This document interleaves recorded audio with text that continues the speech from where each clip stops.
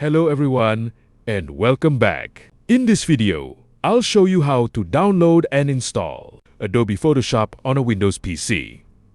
If this guide helps you, make sure to like the video and subscribe to the channel for more helpful tutorials. Adobe Photoshop is one of the most powerful photo editing and graphic design programs available. You can use it to edit photos, create graphics, design thumbnails, and much more. Let's get started. First, open any web browser on your computer. I'll be using Google Chrome, but any browser will work. In the search bar, type Adobe Photoshop and open the official Adobe website. Keep in mind that Adobe Photoshop is a paid application that requires a subscription. However, Adobe usually offers a free trial if you'd like to test it before purchasing. If you're ready to buy it, click Compare Plans. Choose the subscription that best fits your needs and complete the purchase. After subscribing, go to adobe.com and sign in with your Adobe account. Once you're signed in, click the search icon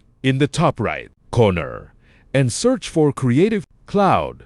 Adobe Creative Cloud is the application you'll use to download and manage Photoshop and other Adobe apps. Click Download Creative Cloud. Then open your Downloads folder and run the Creative Cloud setup file. Follow the on-screen instructions and sign in with your Adobe account if prompted. After Creative Cloud opens, click Apps from the left sidebar. Find Adobe Photoshop in the list and click Install. The download and installation process will begin automatically. Depending on your internet speed, this may take a few minutes. Once the installation is complete, the Install button will change to Open.